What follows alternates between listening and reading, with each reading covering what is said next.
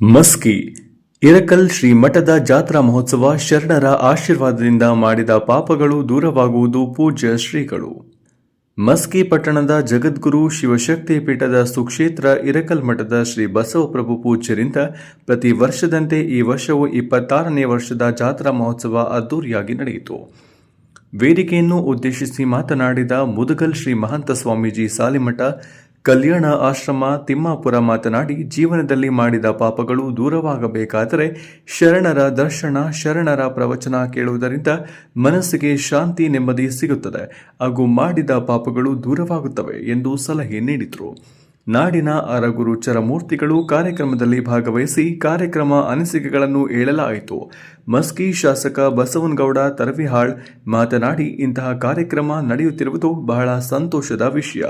ಪ್ರತಿ ವರ್ಷವೂ ಇದೇ ತರ ಶ್ರೀಮಠದಲ್ಲಿ ನಡೆಯಲಿ, ನಾವು ಜೊತೆಗಿರುತ್ತೇವೆ ಎಂದು ಭರವಸೆ ನೀಡಿದರು. ಎಲ್ಲ ಕ್ಷೇತ್ರದಲ್ಲಿ ಸಾಧನೆ ಮಾಡಿದ ಸಾಧಕರನ್ನು ಗೌರವಿಸಲಾಯಿತು.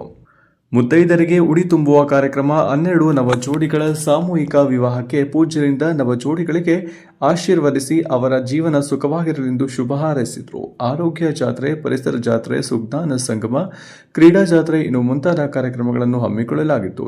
ದೂರಗಳಿಂದ ಭಕ್ತಾದಿಗಳ ಆಗಮಿಸಿ ಶ್ರೀಗಳ ಆಶೀರ್ವಾದ ಪಡೆದು ಪುನೀತರಾದರು. ವಿರೂಪಾಕ್ಷ ಸ್ವಾಮಿ ಸಾಲಿಮಠ, ಅಂತರಗಂಗೆ, ಪ್ರಜಾಪವರ್, ವಿವಾಹಿನಿ ಮಸ್ಕಿ.